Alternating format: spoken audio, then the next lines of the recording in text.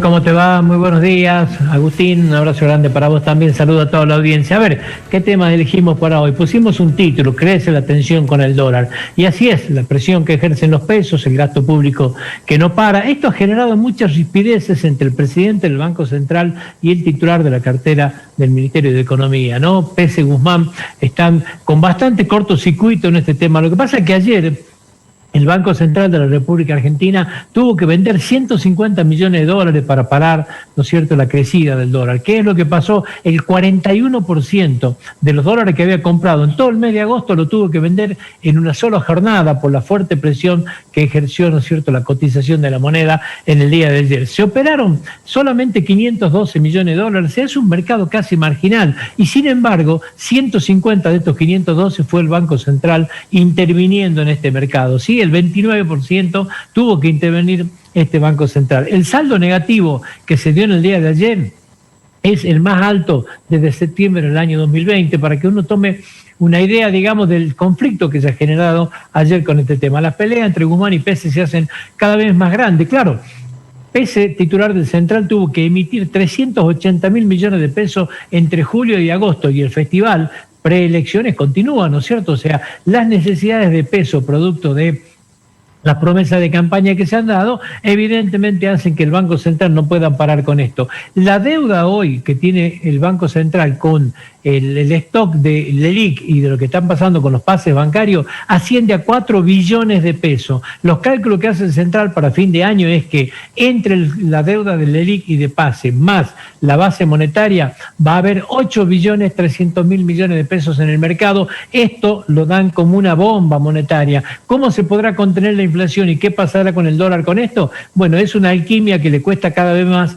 al Banco Central llevarla adelante. Por eso es la pelea constante. Ayer habló Guzmán en el Cónsul de las Américas. ¿Y qué es lo que dijo? Habló de la deuda y habló de que se ha emitido muy poca deuda en dólares, que la deuda en pesos es una deuda distinta. Claro, la minimiza de una manera muy grande, y esto enoja mucho al Banco Central, porque esta emisión grande que hacen todos los días hace que la pelea contra la inflación sea cada vez más difícil. ¿Quién es el responsable de pelear con la inflación? Y bueno, el Banco Central tiene que dictar esta política, y esta política de gasto elevado va en contra, digamos, del pensamiento del titular del Banco Central. Ahí están las ripideces. El otro tema, la falta de trabajo y las vocaciones, ¿sí? O sea, muchas veces las vocaciones se dejan de lado, la necesidad de trabajar hacen que uno recurra donde hay, ¿no es cierto?, una expectativa laboral. Ayer salió un ejemplo muy claro de esto que queremos decir y que tiene que ver con el ingreso a la Marina Mercante.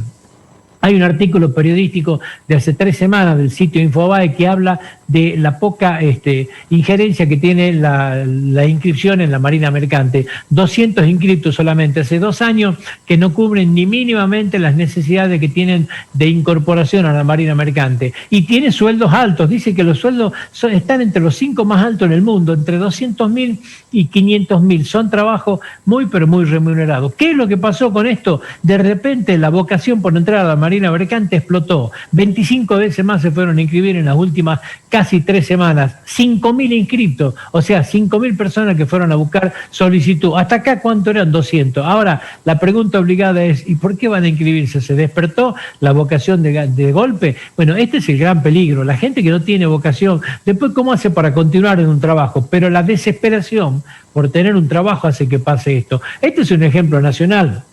Usted lo quiere llevar a un ejemplo provincial, fíjese lo que pasa, por ejemplo, en el Instituto de Seguridad Pública, los que pretenden, ¿no es cierto?, entrar en la escuela de policía. La realidad, hablaba el otro día la directora, la licenciada Calvo, decía que se inscriben más de 3.000 personas y el gran problema que encuentran es la falta de vocación, es la necesidad de trabajo lleva a inscribirse, la posibilidad de conseguir una estabilidad laboral lleva a inscribirse, pero ser policía requiere de una vocación mínima, digamos, y acá está la gran complejidad, porque muchas veces todo el esfuerzo que se pone en el inicio, la persona descubre que esa no es la vocación y por más ganas que tenga, la realidad es que no es feliz con esto y terminan dejando este trabajo. Las pocas ofertas laborales que hay y la necesidad de la gente de trabajar hace que se deje de lado estas vocaciones y uno busque el trabajo que sea, por más que sean de este tipo que requieren, reitero, una vocación muy especial. El último tema la Argentina de los antagonismos, decía, ¿no?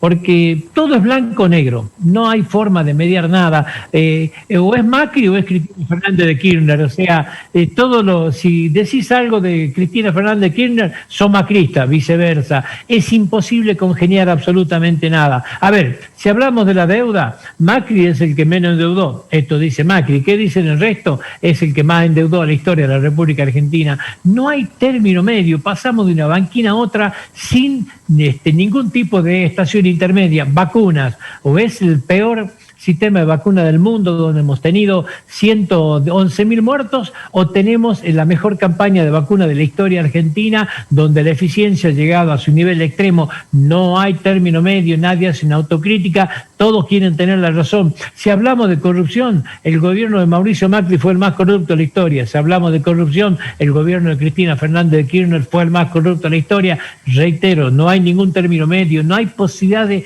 diálogo de ningún tipo. Esto es lo que ha perdido la Argentina. Ayer hubo un ejemplo muy concreto en este tema, y que tuvo que ver con esta docente en la ciudad de Evita, en el colegio, en La Matanza, estamos hablando, docente, 49 años de edad, todos creo que vimos lo que sucedió ahí, ¿no?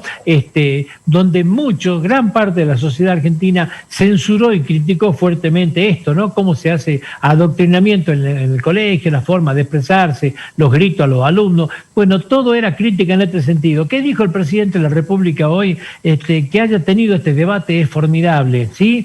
Esto abre la cabeza, o sea, fíjese de lo que estamos hablando, no hay ninguna forma de criticar nada, o sea, de esto que hemos visto, que a muchos sectores de la sociedad le pareció una aberración, las palabras del presidente, ¿cuál fueron? Formidable, abre la cabeza, magnífico, el ejemplo a imitar. Es increíble la Argentina, es muy difícil ponerse de acuerdo absolutamente en nada. Ayer le contaba, fue el cónsul de las Américas, estuvieron por cuerda separada, por supuesto, Rodríguez Larreta, Sergio Massa, dos referentes muy importantes, digamos, de los dos principales sectores políticos en la República Argentina. Ambos coincidieron sin darse cuenta en algo. ¿Qué dijeron? Y hay que establecer las bases para un futuro crecimiento argentino. Uno habló de 10 bases, el otro habló de 4. No importa, esta no es la diferencia. Coincidieron en el diagnóstico, hay que establecer las bases. Ahora, con esto que estamos hablando, esta falta de diálogo, esta imposibilidad de ponerse de acuerdo ni siquiera en lo más mínimo, ¿usted cree que podemos consensuar las bases para tener una Argentina en crecimiento de esto?